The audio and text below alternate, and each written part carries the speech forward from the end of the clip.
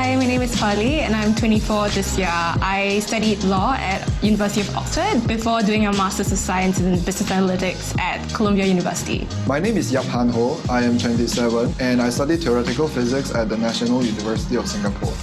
At Entropica Labs, I implement quantum and quantum-inspired algorithms to solve optimization problems of industrial relevance. At Blockpunk, I'm currently working on a classification project, which basically involves using machine learning to classify anime merchandise by title and by product.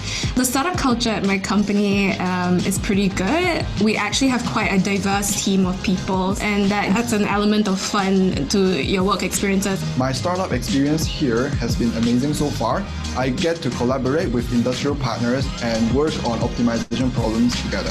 They allow us to conduct research independently. I feel like it is precisely this confidence that urges me to work harder to deliver results to them. My mentor actually graduated with a PhD in computer science from Yale, and he's actually very, very helpful without being overly prescriptive.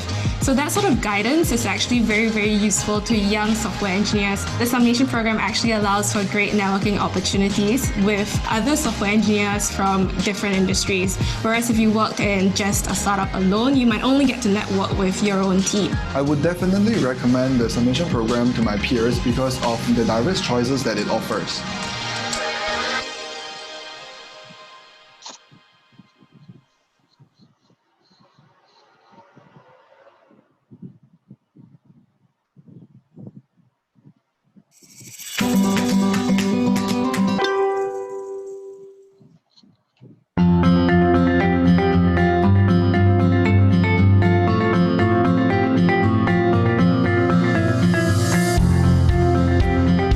Most important thing is that you must solve critical problems for society. And for Singapore, we have many challenges as a small city-state without a natural hinterland.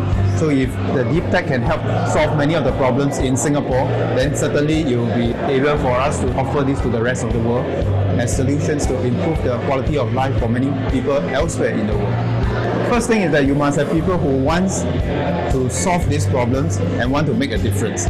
Once you have the people with the correct attitude, then you need people and teams of people with the correct competencies to come together to resolve those issues, not just from a technological perspective, but also from the non-technological perspective. Now, having done the second step, then the third step is an enabling environment whereby from finance to IP to business model, all this will be important to help us put together the ecosystem to support the translation of the deep tech ideas from ideas to applications.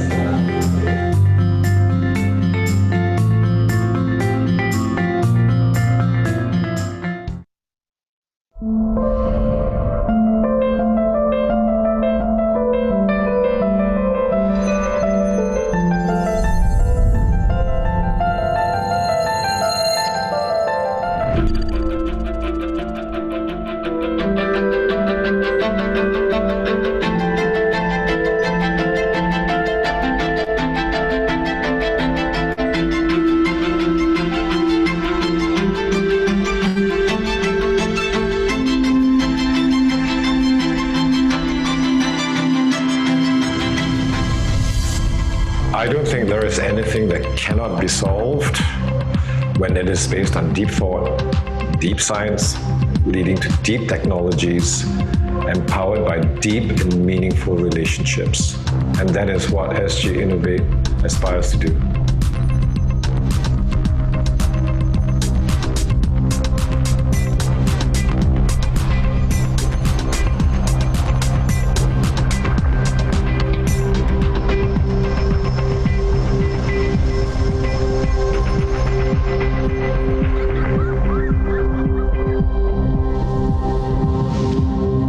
Private sector collaborations are absolutely vital. It's the entrepreneurialism, the connection with communities, and the energy, creativity is going to really drive so many of the solutions for humanity, especially the SDGs. AI is already helping create radical changes to so many aspects of life. Think about what we could do with AI in rural parts of Africa to help power telemedicine, for example. And so I'm super excited about this initiative, Deep Tech for Good, to help bring, maybe for the first time, this concerted effort of some of the leading players in the world in deep tech to the biggest problems in the world, and it's exciting. Ethical AI is a mindset and not a checklist. AI should be in service of human and not the other way around. One of the biggest concerns in AI is how to manage bias. And the way to manage bias, we need to treat it as a human issue and not a tech issue. We don't live in a fair and unbiased world, so we need to manually take diversity into account as we build these into the AI.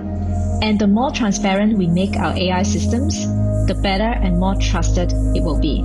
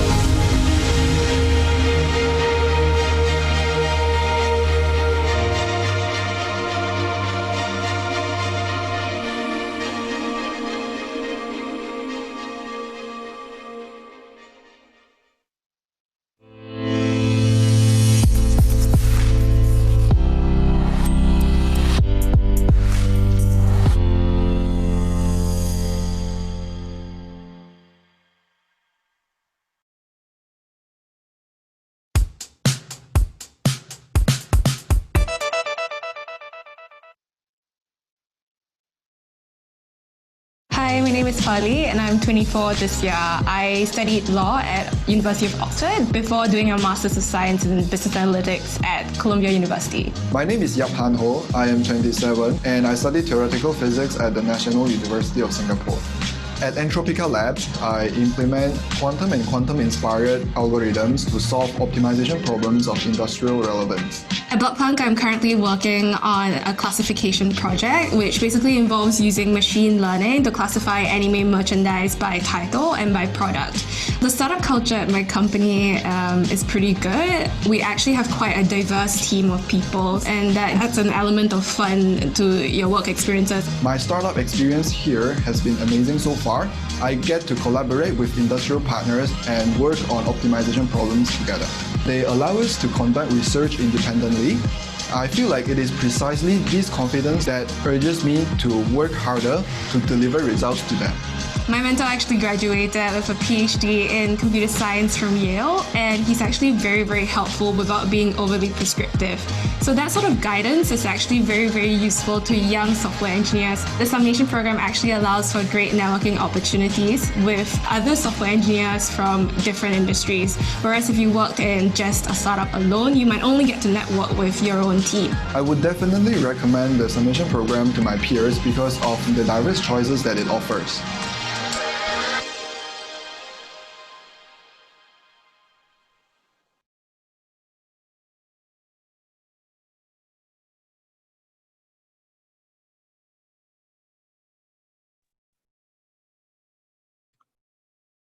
Good afternoon from Singapore and good morning to our friends joining us from the Netherlands and Europe.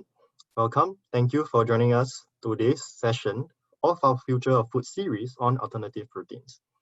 My name is Wei Min from SG Innovate. We are a government-owned organization in Singapore who really believes in the power of science and technology, along with the positive impact of deep tech to benefit humanity. A good part of our work also involves investing in startups, building a global community of scientists and bringing their research from lab to market, building deep tech talents, as well as working with our ecosystem partners in scaling deep tech for improving the lives of many around the world. And that is why we have formed this community where our work allows us to engage the deep tech ecosystem through connecting people and knowledge sharing events such as the one we are doing today.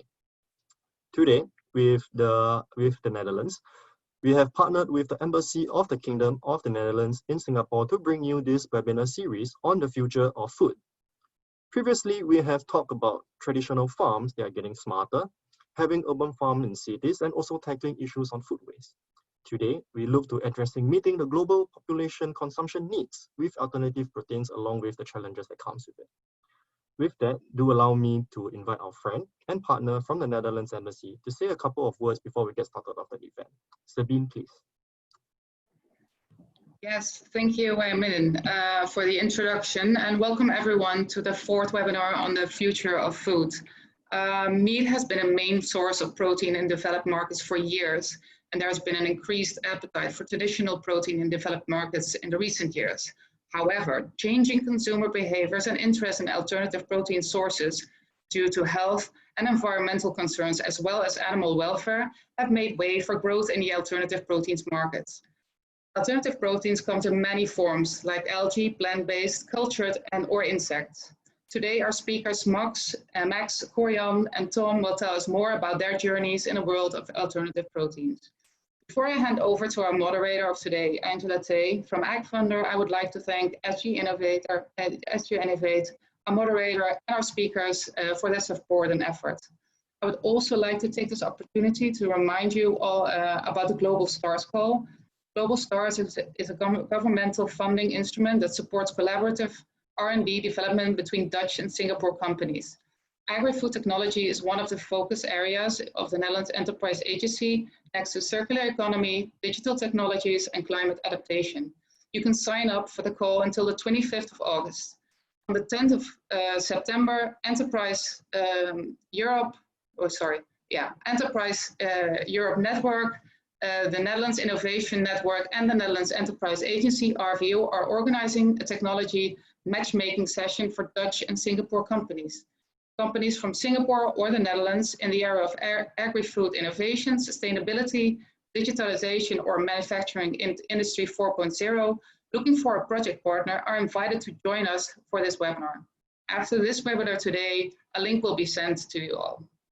Last but not least, I would like to highlight that tonight at 7:30 p.m., the Good Food Institute Asia Pacific is hosting the Asia Summit on Alternative Proteins. They will take a deep dive into the alternative protein sector in Asia Pacific, sharing the real stories behind some of the most successful entrepreneurs, busting myths, and exploring challenges and opportunities. For now, over to you, Angela.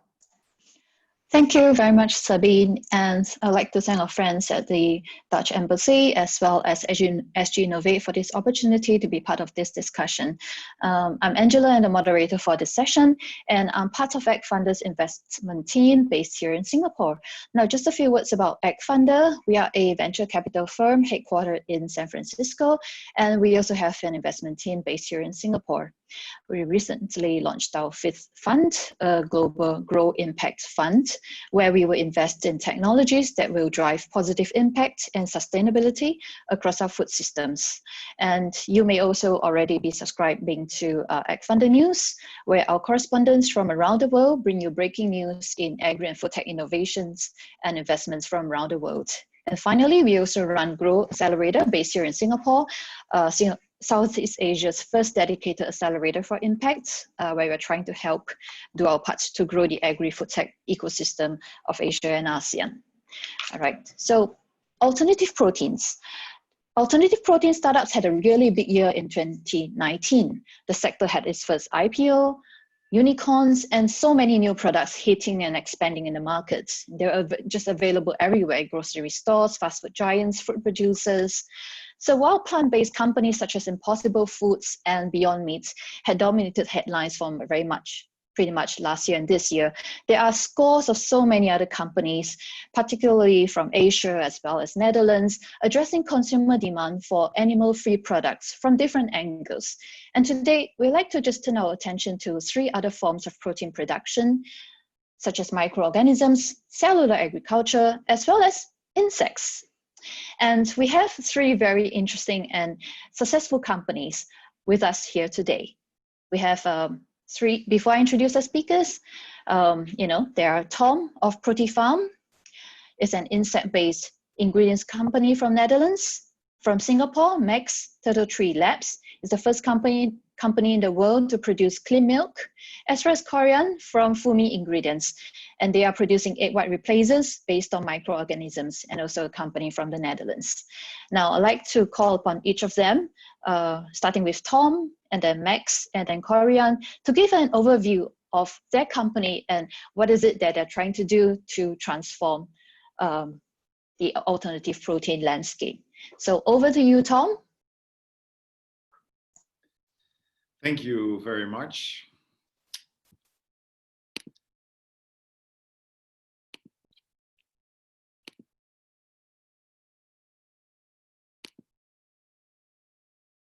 Yes. Well, my name is Tom Moorman, and I'm representing ProteFarm. I hope the presentation can be seen. Yes. Okay. Thank you. Yes. My name is Tom Moorman. I'm presenting ProteFarm, an agri-tech company has been introduced from the Netherlands. We foresee some big challenges, and for that we have a small, although very effective solution: insects. As we all know, climate change is reality, and action is needed sooner than we thought. And the current moment represents the opportunity to create a new global protein system for a sustainable, nutritious, and equitable food supply. We see that because the problems in the world are reflected by younger generations already striving for healthier lifestyle and food that is sustainably produced. And that is not a trend. We see that as a disruptive change. And the increasing awareness of these younger generation results in a push for more innovation in replacement foods and ingredients. And this leads to a continuous growing market for alternative protein. At ProteFarm, we believe, and our mission is, that we can feed the world without consuming the earth. And for that, we found a great solution: our buffalo larvae, insects. Because insects are a great solution, because they can be raised on a tiny fraction of the land, water, and feed compared to conventional cattle. But if we talk about insects, people often talk about protein, but insects are much more. They're nutritious powerhouses. They contain protein, vitamins, minerals, fibers, and healthy fats. Nutritional powerhouses that we just simply need to unlock.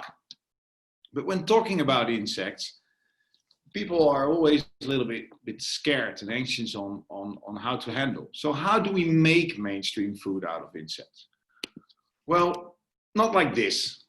This is how it's being framed often, and this is something that we do not believe in at ProteFarm. Because if we simply look at food, it is all about four things. Food is about, in the first place, about taste. Food is about perception. Food is about quality, and food needs to be affordable. Looking at this, and for this reason, we have developed AdalbaPro, the first functional ingredient line in the world made from insects. By AdalbaPro, we produce recognizable ingredients to produce recognizable food for everyday recipes, using insects, and unlock the important nutrition. With AdalbaPro, food companies are capable of producing recognizable food, because our AdalbaPro ingredient line offers technical functionality, like texture, binding, solubility. And by that, it offers tailor-made solutions for the food industry in bakery, savory, beverages, meat alternative, or anything else you can imagine. Via our industrial scale food grade quality setup, we are capable to supply a substantial amount of ingredients at the quality level required by the food industry. And by that, we solve the issue of quality and affordable food ingredients. But that's just the starting point. You're not there yet. Because how do we make insect-based food then relevant? Well, when we look at food ingredients, people at food companies and working in technical jobs always start with, wow, what can I make out of these ingredients? But there's another important step we need to take. We need to start at why. Why are people consuming certain food products? What is the driver behind it for consumers? If we understand these why, we are better capable of filling in the other things, like what are we going to make, how are we going to produce that, where are we going to sell it, and when. So what we've done at ProteFarm is transform this from starting at why, moving to what.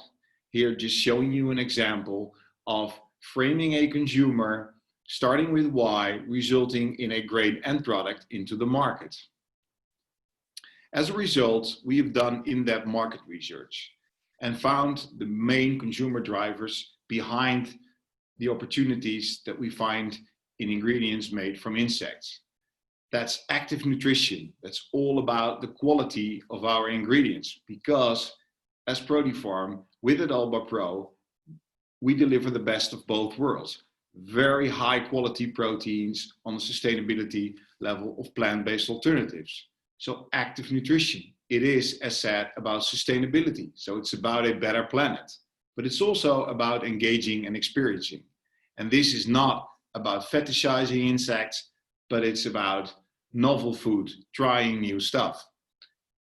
With this in-depth consumer research, we have developed clear, defined opportunity platforms for product development that can be used by the food industry to develop strong concepts leading into consumer demand and a growing market for ingredients made from insects. So we invite everyone working in the food industry to work with us and join our journey in feeding the world without consuming the earth. Thank you. Thank you very much, Tom. Certainly piqued my interest in trying some of these products one day.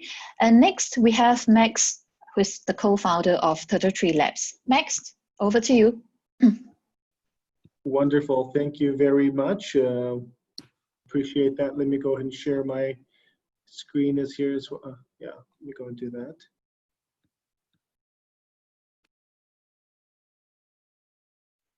Okay.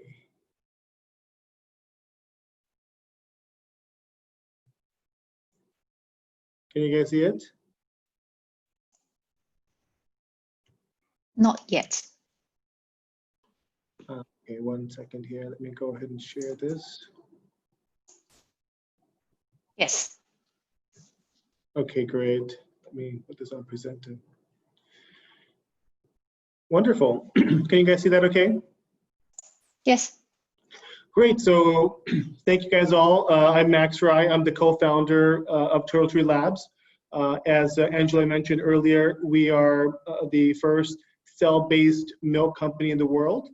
It's quite exciting what I'll be sharing with you guys. This is entirely a new space altogether.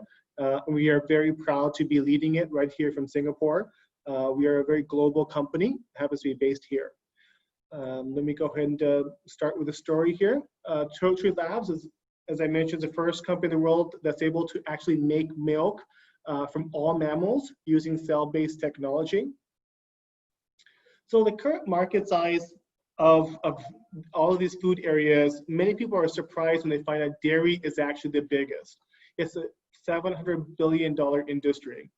And currently, the problem that we have is the global emissions are, 37% that come from cows today. And plant-based milks have been an amazing achievement, but however, they're still less than 1% of the overall global dairy market. And that's a huge issue if we're trying to tackle these emissions and sustainability, because the vast majority of the market still requires raw milk as a starting point. And we also do know that currently there's a lot of animal cruelty that's going on. Many of these cows are actually being pumped with antibiotics and hormones. And it's an interesting story. Actually, over the last 20 years, the cow population actually has not really increased.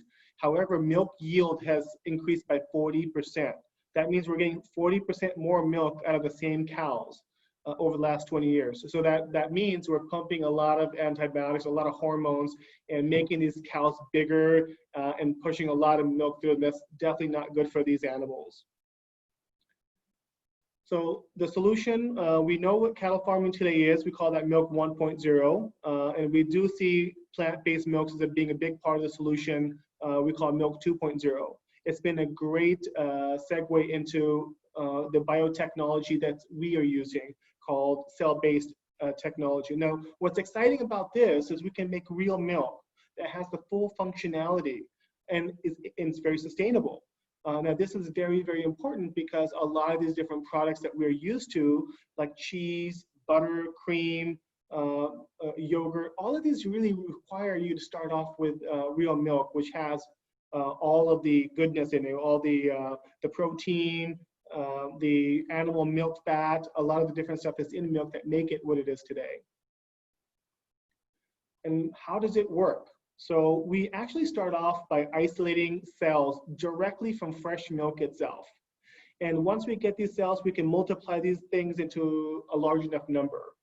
Following that, we have this special process and a media that's called lactation media that actually causes the cells to lactate milk.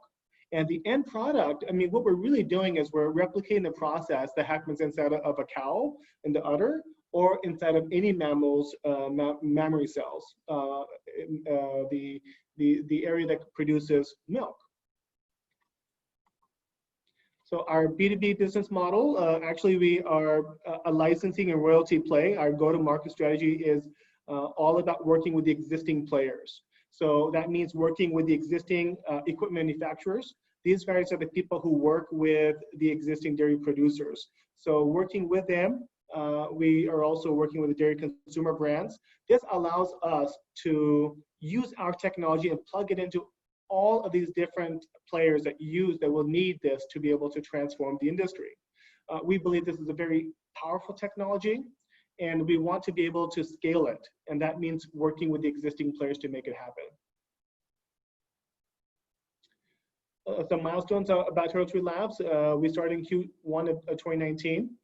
We filed our provisional patents. We are currently working with A*STAR, which is the National Research Institute.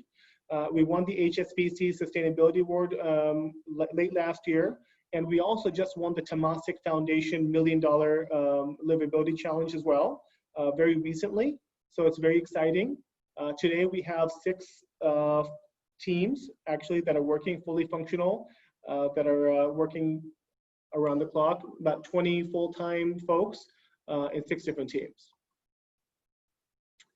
So as I mentioned about the $1 Million Sustainability Challenge, some of the milestones we're looking for by the end of this year, we're looking at having a 5-liter bioreactor, a commercial scale POC, and start some co-development.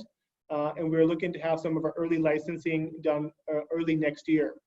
This is exciting because what we're really trying to do is scale. These are some of the biggest challenges around the entire industry.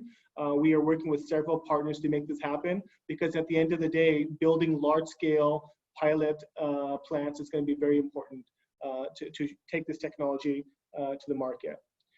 This is our CEO, Fengru Lin, and Dr. Jen Yong, who is our CTO. These are just some of the folks on our team, but overall, we have an amazing scientific team. So this is interesting. So our technology has the potential to transform the entire dairy industry, but also the infant nutrition industry.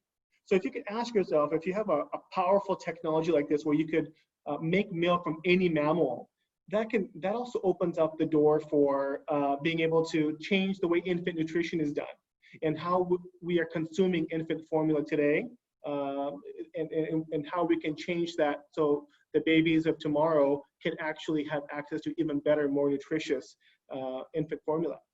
So these are some of the things that we are doing here. Thank you guys very much. And thank you, Max, and congratulations on the many awards. And finally, we have Corian from Fumi Ingredients. Corian, over to you. All right, let's see, let's find my presentation. All right, I hope I shared my presentation right now. Let me know if you can see it. Yes. Excellent, great. So hi everybody, my name is Corian van den Berg. I'm the co-founder and CEO of Fumi Ingredients. And we were a startup from the Netherlands, more specifically Wageningen, and that's also the university where we actually spun out of. Fumi Ingredients, we are a company that is developing natural, non-GMO egg white replacers. And I'll tell a little bit more about that later on. But let's have a close look at some cold hard facts right now on the protein market.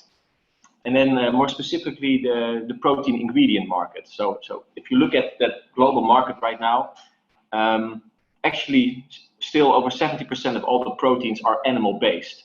And when I think about proteins right now, I'm referring to stuff like casein, whey protein isolates, whey protein concentrates, gelatin, but also actually egg white. And egg white is actually a dominating ingredient in the animal ingredient space. So over 60% of all animal-based ingredients, it's all about egg products.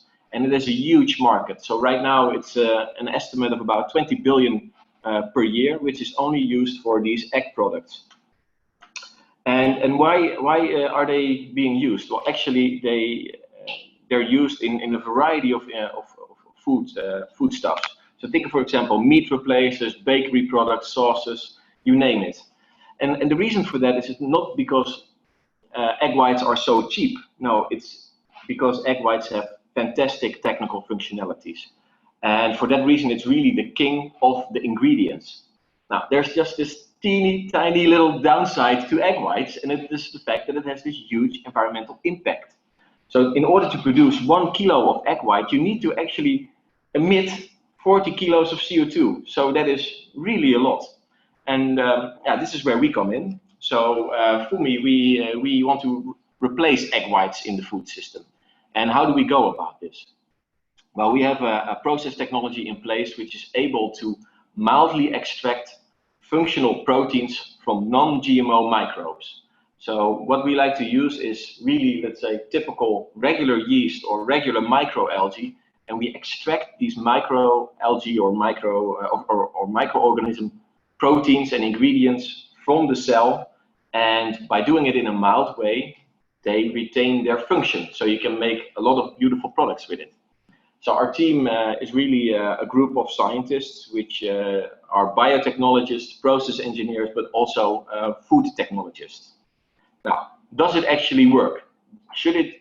Is it doing the ingredient that we're producing that it should do in order to replace egg white? The short answer is yes. So if you think of egg whites and where you typically use it, it's typically used for 3 different things. Either you make foams, you make emulsions, or you make gels. And so, for example, if you make meringues from egg whites, that's because of the whipping and the foaming capability. Our ingredient does just that. The same can be said also for emulsification, which is a very important feature for making sauces. And finally, our ingredient is also able, just like egg white, to make so-called heat-set gels. And this is very important for the meat replacer industry because you can then bind stuff together. Moreover, so if we do some scale-up analysis of our process, we see actually that we are able to undercut egg white prices once we scale to full industrial scale. And this, in my opinion, is really the game changer that the food industry needs. A lot of companies also see this potential. So up to date, I believe over 150 companies have reached out to us to start testing our ingredient. So we are trying to scale up as fast as we can. Right now we are at the pilot scale, and we are making the first preparations to go to the demonstration scale. Yeah, that's a little bit about us. So thank you for listening, and looking forward to hear some questions from you all. Thanks. Thank you very much, Corian. So we've got some questions coming in fast and furious. Let's wait for more to come in. But first off, we've got 3 very interesting teams, and 1 from Singapore and 2 from the Netherlands. So to kick off first, I think I'd like to just have an understanding of, the differences between a Singapore and a Dutch company. Yeah. So, most of us are tuning in are from Asia, and you may or may not know that the Netherlands is not very land. The land isn't very big, but it's the number 2 exporter of food as measured by value in the world, only second to the United States. The United States has 270 times the landmass of Netherlands. And, Netherlands is also home to the world's top agricultural research institute. I shall not embarrass myself trying to pronounce the university name. It's also a very famous, the equivalent of Silicon Valley in food and agriculture. That's called Food Valley, and since the early 2000s, the motto of the Netherlands agricultural industry really is twice as much food using half as much resources. And Netherlands is also the country with one of the most prolific producers of food and agriculture startups. So the first question goes to Korea and Tom. Could you just share a little about, your experience, what the Netherlands agri and food tech scene is like, so that, just share with us what you know and how that's actually being in that kind of environment that's enabled so many success stories out of the Netherlands. So Tom, shall I kick off and then you take over? So right now, we are based in this university town that is impossible to pronounce for foreigners, Wageningen University, and it's truly an amazing ecosystem. So even though it is a small university town, a lot of big players are now moving towards Wageningen University or to the campus, because we are really known as the Food Valley. So large companies like Unilever are moving their R&D to it for a reason, of course. And it's really the ecosystem of university, entrepreneurs, but also well-known industrials that make it such an interesting place to be. Yes, I can only I can only confirm that. I mean, for us, we're a little bit just outside the valley, but still in the same in the same area. But for such a small country, every foreigner would consider the whole country being in the same valley. But we experience that same environment. So literally being a few kilometers further away. Our cooperation with that same university is also very important, and it supports us in doing a lot of research. I think one of the greatest advantages of working with the Wageningen University is that their combination of research and practical implementation. I've studied somewhere else in the Netherlands, but I've not seen this before with other universities.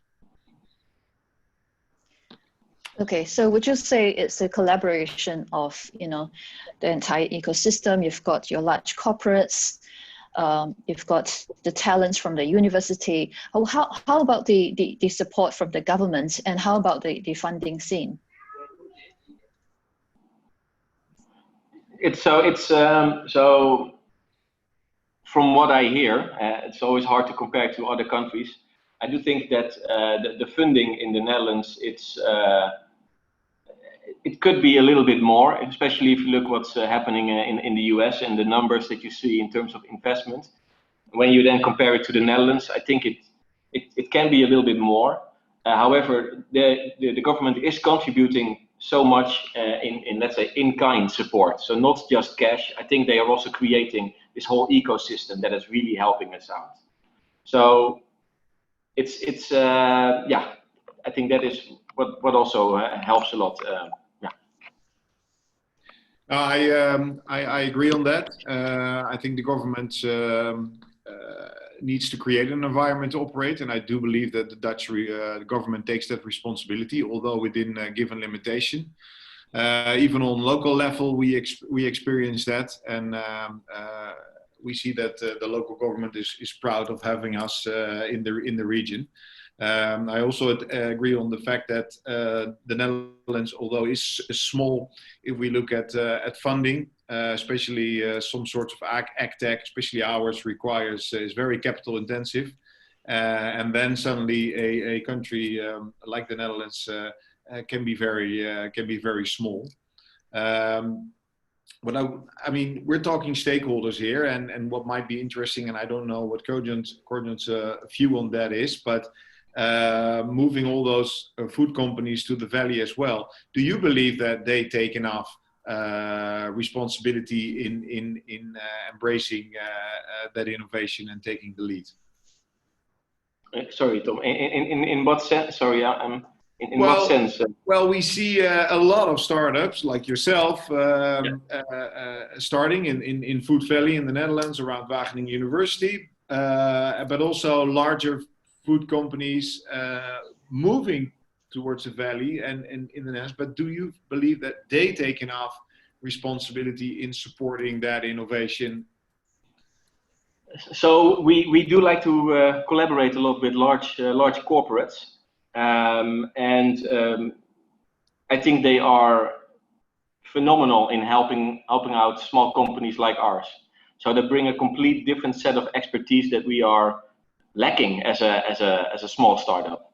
That being said, I do think that the expertise that we bring in-house to such a large corporate, which tends to be a little bit slow in let's say setting up new innovation lines, I think that is where startups like ours can really help and really force some breakthroughs inside these large corporates. And I do think these corporates see that. For that reason, they're really they love to collaborate with companies like ours, and I guess also yours. Brilliant. And over to you, Max. We've heard some similarities that, it's a small country, collaboration with corporates, support from universities. Do you see any similarities between the Netherlands and Singapore? Sure, it's very interesting. I have a unique perspective because I'm from California, from the Bay Area, so I understand how some of that space is as well, that landscape. Being in Singapore for a good few years now and working on this project, the support system is significant. We just had the opportunity to, my co-founder this morning, to speak to a few of the ministers at an event. So we were just invited to an event where they are launching another $150 million push for startups as well. So, and what they're really doing is bumping up the amount that they're giving new founders and new entrepreneurs from 30,000 to 50,000. So there's so many amazing programs here. However, the challenges, if you look at the challenges, we have food security issues here in Singapore. We also have sustainability pushes here. The consumers here are quite mature. They're expecting, interestingly, I had a question earlier this morning when people said, what is the perception when people or consumers look at your product, not just dairy milk, but cell-based meat, and in one of your guys' situation, insects and so forth as well. So what is people's perception? I don't think I'd be grossed out. Isn't this kind of weird, this whole technology? But that's not the story. What we're finding is consumers are not just looking at new technology, they're expecting corporates and they're expecting global companies to come up with solutions to the sustainability issue. And that's what's happening. So there's a lot of room for growth, a lot of new entrepreneurs that are coming onto the scene that are a part of the solution. But coming back to your early question, the support system is significant. We have the National Research Institute. The universities work very closely with startups here as well. That's some of our experience. And we've also seen a significant assistance from the Enterprise Singapore. Now, Enterprise Singapore does an amazing job at reaching out to global partners and bringing them into SMEs, bringing us together, and seeing if there's synergy, how we can work together, what projects we can work on together. So there is similarities there, as you guys mentioned as well, with the corporates in the Netherlands as well. And by the way, there are amazing companies in the Netherlands. I think there is a tremendous support you guys have as well from the government and the corporates there. And this is an interesting segue to my next question, which is, and it's addressed to all three of you, so take a time to jump in. So in each of the industries, you've got microorganisms, you've got insects, you've got cell-based milk. Who do you think, or which markets do you think are the likely adopters of these alternative proteins? When do you think, or what does it take for it to become mainstream? And who do you see as the earliest, your market adopters? Who, you mean on the consumer side? Yeah. I personally think it is a general consumer market. We are, once I said earlier, consumers are expecting solutions. Which is why we've seen a huge demand from even traditional companies. You would never think KFC is going to start doing plant-based stuff, or Pizza Hut. There's all of this trend happening because the consumers are pushing hard, and I think it's happening in all directions. I do believe some of the stuff that I saw with the insect-based stuff, I think a lot of the bars, these type of snacks are easy, high-protein stuff that people will go with. And when it comes to dairy and infant nutrition, it all depends on the value that you have, right? If you're putting together a super high value product out there or a nutritional product, but I think there's room for all of these, and I think it's going in all different directions. So from the ingredient point of view, we see a very strong demand happening from the meat replacer market. So from all these companies that reached out to us, the vast majority is really in the meat replacer field. And one could ask himself, like, okay, why is this happening? And we believe that the reason is that, you know, getting rid of egg whites in meat replacers, it's really the final hurdle that these companies need to take in order to become fully vegan, fully plant-based. And still most of these meat replacers, they still contain either egg white or methyl cellulose, which is also a compound that they don't want to really they don't want to have in their meat replacers. So that's why we see most of the demand coming from those companies. I think the next stage will be really also getting bakery products also completely vegan. But I think that will take a couple of years. Yeah, adding to that, also following Max's reasoning on consumers expecting solutions, I also believe that consumer habits cannot be caught in one absolute belief. There is not one solution forward. I think that changing consumer behavior into a lifestyle that is around health and sustainability is disruptive. It's not something that's just a trend for a few years. And I think that consumers will seek for solutions that help them in changing that lifestyle. And that is a hybrid form. It's not just vegetarianism or veganism. But it's also about sustainable meat consumption. I also strongly believe that in the solutions we see and that are being presented today, it's not just one straight way forward. And I think that companies, especially in food production and in retail, they should step out of that absolute belief and define ways forward in multiple solutions. Because if you look at the generations growing up now, they behave differently. They see that there is limitations in our current behavior and that things need to change, but we need to help them and offer them multiple solutions, not just one way forward with plant-based products coming from, I don't know, soy or pea or whatever, and then that's it. No, that's not it. It requires more. And I think that going back to your question in the first place about markets, I do believe that most of these solutions are not cheap in the first place. So it needs to start in more developed countries. But I also believe that other markets can take shortcuts, because they've shown before that they can adapt very quickly. If you, for example, look at high-tech solutions. Yep. And sorry, Max, you wanted to weigh in? Sure. I just want to say, just to add to that, some of those markets, I think, are going to be areas that are in our industry dairy deficit regions, and areas that are not kind of controlled by the lobbyists in the industry. I think those are going to be areas that might, and also food security. This is going to happen out of necessity first, as this trend continues. All right.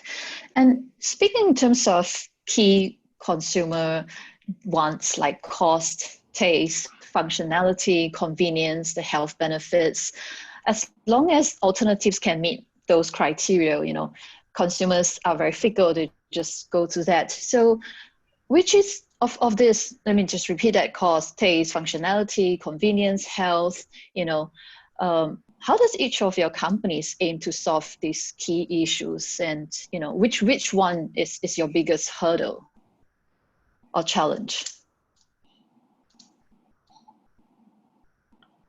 if I may start.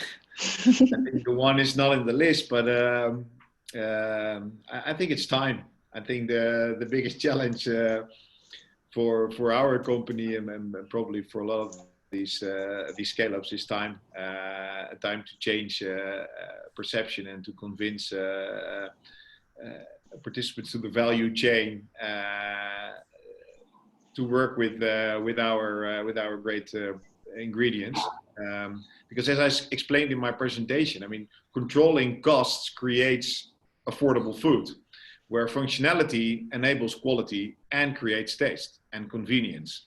So that's how we solve these risks and challenges, and by solving that, we are capable of being successful. But then the biggest hurdle is still the pressure of time that's on there every day. How fast can it be done? Yeah, and then if I may add to this, so in our process, we see that, you know, we could perhaps go for the perfect functionality of our egg white replacer. In theory, that's possible, but that would mean that our process will be extremely expensive. So you need to find a balance. You need to find a balance of, let's say, finding something that just works and is also truly scalable. And I think a lot of these companies will probably, you know, when you scale up, you need to find this balance, like what's going to work on industrial scale and is also really commercially an interesting proposition. Absolutely, and for myself, coming from building large scalable solutions, what we found with what we're doing is if we want to make that scalable global impact for something so transformative like the technology that we have to actually work with the existing dairy companies. That's how we do this. That's how we scale this. I had the opportunity, along with my co-founder, to go to some of these plants. Some of them are $800 million plants. They're massive. That's a scale required to feed the world. And that was one of dozens of plants that they have. That taught us quite a bit about where we want to focus on. We want to be R&D heavy. We want to focus. We want to support the existing industry, leverage our technology, build SKUs alongside this industry to support them. This could help us really make that global impact. So when TurtleTree looks at going to market, what we're really doing is enabling these existing players. And by the way, so far, we've had a great reception from the industry. Because at the end of the day, their consumers are bugging them to, hey, we need sustainable products. And they need to be able to build fully functional products out there. You need to be able to make cheese that tastes like cheese. It's got to function like cheese. And the same thing goes with butter and everything else. And if we can help them do that, they're actually fully on board and happy to do so. All right. Thank you all very much. We've got 15 more minutes to go, and I'd like to now turn to the audience's Q&A. These are a bit more specific to each company. So top of the list, and this is addressed to Tom. So what is the halal status of the insect protein? And understandably, ASEAN has a fairly large Muslim community population. So, you know, any thoughts on that? And maybe if I can add to that, an additional question on top of that, why buffalo beetle, or, you know, how about grasshoppers or crickets? Sorry, I missed the first part. Yeah, the first part is the halal status of the insect protein. Yeah. And maybe if I can expand that a little, my understanding is that for a lot of insect protein is actually, you know, non-religious, and hence it's pretty much, you know, adoptable by various population and communities. But, you know, what do you think? Yeah. That is a very interesting question. I first will go to the other question about why the buffalo beetle. First of all, starting this great adventure, we started from a company that was and is already breeding insects for over 40 years. So there we are leveraging on huge experience working with different species. as you know, we distinguish ourselves from others by being active in the food industry. And as I said before, we need to create affordable food ingredients that taste great. So first of all, we've chosen this species because it has a very short life cycle, so that makes it very cost effective. It is very resilient against a lot of threats that can be there for insects. So it can be produced on the industrial scale in a good and controlled environment. But most of all, what is very important is taste. And there's thousands of insects that you can eat, but not a lot of them taste very great. And that some of them are, well, maybe a little bit more sexy or hip and trendy. But if they lack taste, in the long term, it won't be very successful. So that is the reason for choosing the buffalo beetle. Going back to that other question about halal, insects are not being considered halal and kosher. I think that halal could be possible.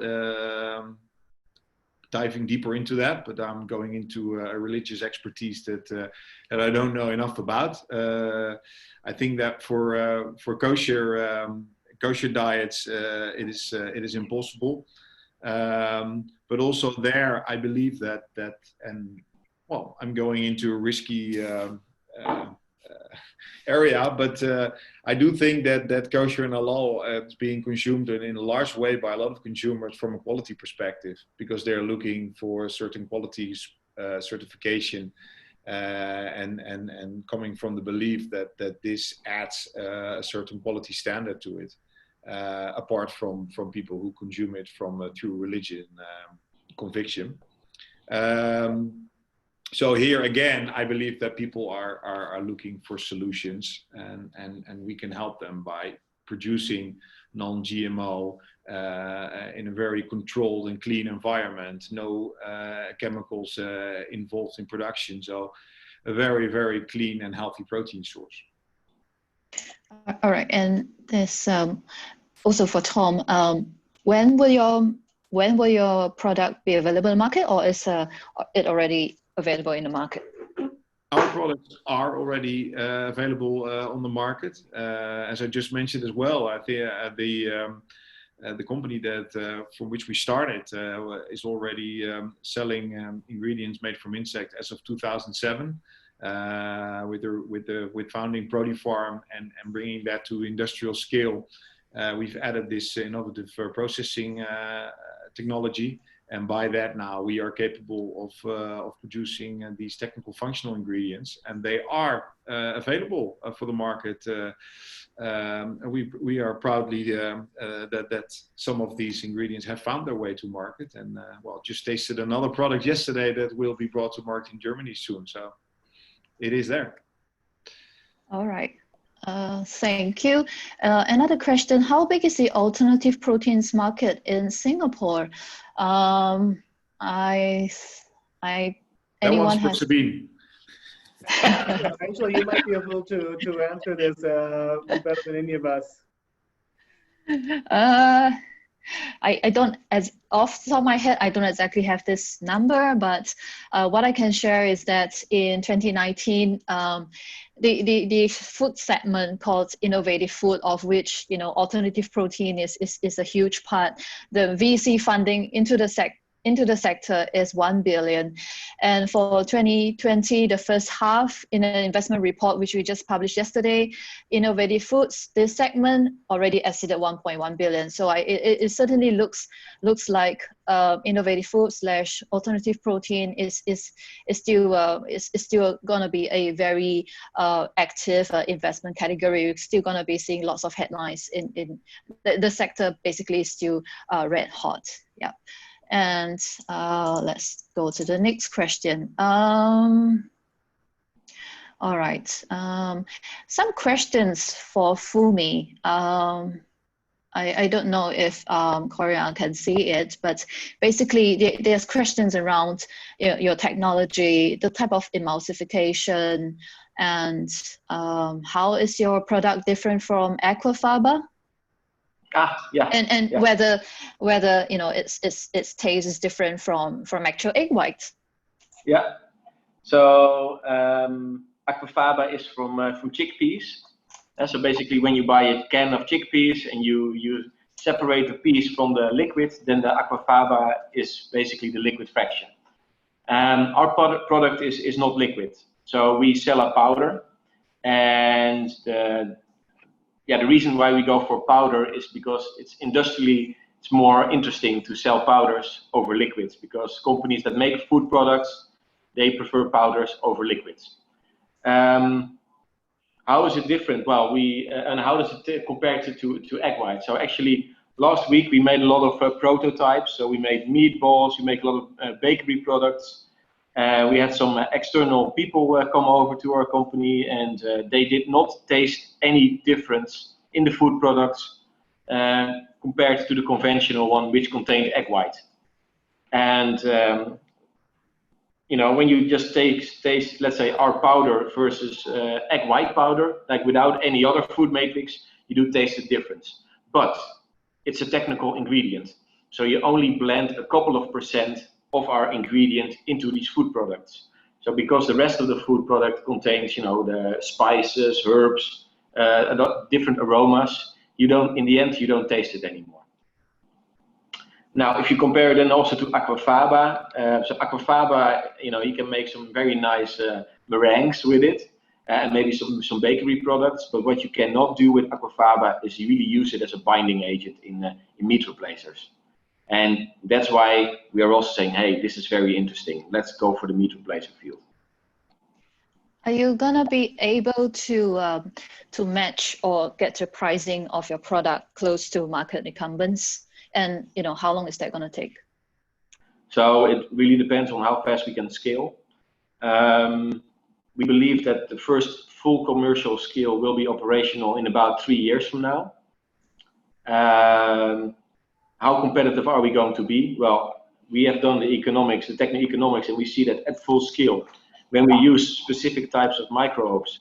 So for example, if you use brewer's spent yeast, which is now a waste stream, and we start making egg white replacers from that, we can then even undercut egg white prices. So in terms of production, whether we will then sell it, of course, for a price that is cheaper than egg white, personally, I doubt it initially. But in the end, I think prices will go down. But right now, if you look at the market for egg white replacers, I think they are typically about a 3-fold more expensive than, let's say, regular egg whites. Okay. And the next question is for Max. It's a question from the audience. There's been some health implications of drinking cow's milk. Does what Turtle Tree aims to do help to alleviate some of those health concerns? And also, there's another question about the cost of production.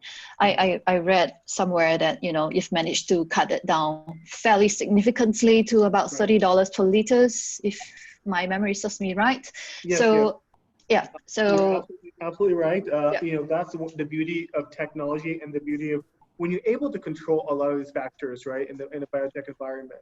You can make a lot of breakthroughs and synthesize a lot of the media over a period of time and bring the cost down dramatically. The entire industry is doing this.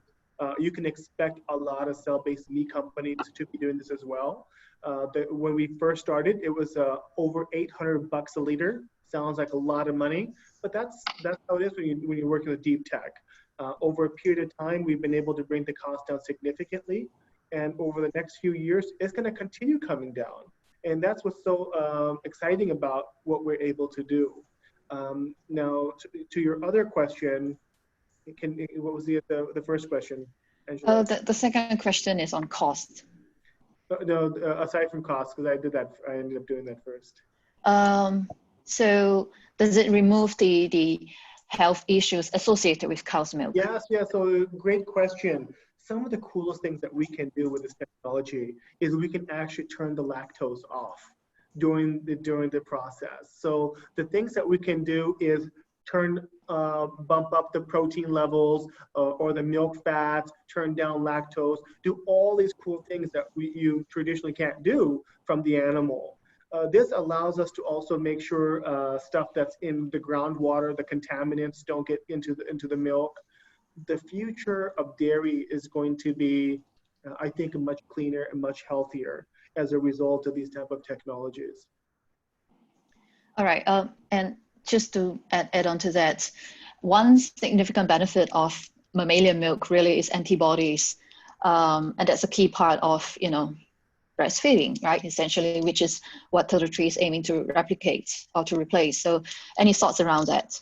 Sure. The antibodies, by the way, usually come from the mom's milk. The blood.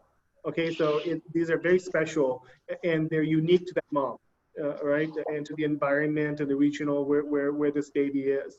And you have to understand, if we start getting into the business of doing antibodies, and antibodies can clash, it becomes a pharma grade product. Okay, so we want to stay away from that. What's important for us is everything else. There's actually a lot of other things that are in breast milk as well as cow milk that are super valuable that have nothing to do with antibodies at all. So, and some of the things are like HMOs. These are known to help the gut as well as the brain development for babies. The milk fat that's in there, it also helps the development process as well.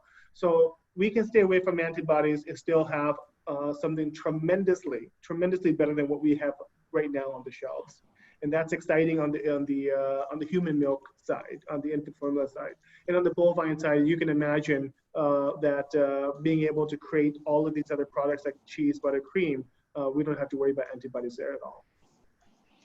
Okay, so we've got a couple more minutes to go, and for some of our, I'm sure there are many aspiring founders amongst our midst right now in the audience. So just to each of three of you, what would your advice be with regards to your entrepreneur journey so far? What have you learned? What key lessons would you like to share with the audience?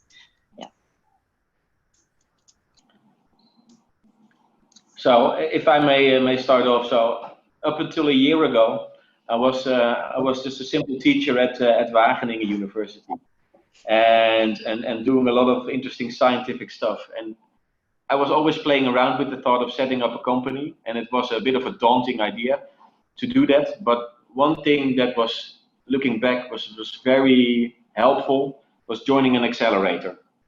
And this is where you really get some of the basics down of being an entrepreneur, thinking about how you should run a company, be critical on some of your assumptions. I think that is super important. Join an accelerator, and then preferably one with a very good ecosystem that is linked to your topic, which is then food. So that would be my piece of advice for any young entrepreneur that's starting to think about setting up a company. Great. And on the Singapore side, the same thing. There are a lot of accelerators here. I would definitely say if you're looking to do this, there's no better time to do it than now. This is a great time to get out there, study the markets, look at the gaps, see how you can value add as a person, as a professional. And at the end of the day, look at business. I always say this, business for good.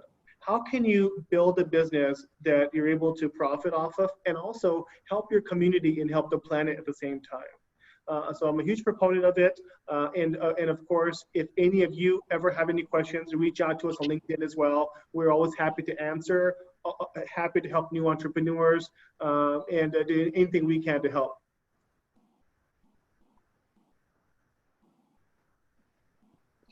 Yeah, being the last one here, I would just like to add that how breakthrough we're talking technology all the time and all these breakthrough ideas, and I think that how breakthrough it might be or how clever you are yourself, I do want to say, please surround yourself with smart and intelligent people and strong partners, because please don't forget, in the end, it is all about people.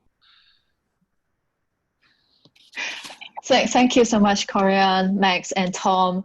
I think certainly we have heard from three really, really brilliant and very interesting entrepreneurs this afternoon. And I'd really like to thank Corian, Max, and Tom for your time today and sharing your very interesting thoughts, your business processes, and you know, your entrepreneur journey. So thank you all very much. And I also like to thank the audience for your active participation and lots of very interesting questions. Thank you so much for your interest. And thank you for joining us from wherever you are in the world. And I'd like to hand the time now to SG Innovate. Over to you, Wei Min. Thanks, everyone. Thank you, Angela. Thank you for the wonderful discussion with the speakers. I mean, it's great to see that there's actually a very big group who are very interested in the topic. There are like more than 160 of you who joined us today, and we have seen many great questions that was posted. Unfortunately, we were not able to answer each and every one, but it's really wonderful to see that there are such enthusiasm from everyone who has joined us today. So that being said, I would like to represent SG Innovate to thank all the attendees who have stayed with us till now. Big thank you to all our speakers, Tom, Max, Corian, for the webinar. Great insights and discussion points, definitely. For the attendees, do keep a lookout for our post-event mail, which will contain a recording of this session. Do reach out to us at events@sginnovate.com. If you'd like to connect with any of our speakers or have a chat with us, do reach out to us. Then also do remember to give us your post-event feedback when you exit the webinar or through the post-event mail. And last but not least, I would just like to mention, do mark your calendars and remember to register for our next installment of the Future of Food series, which is to be held on the 24th of September. We'll be putting up the event link for registration soon. With that, this is Wei Min signing out from this webinar. Hope that everyone will have a great day ahead. Stay safe, stay healthy. Hope to see you again. Thank you. Goodbye.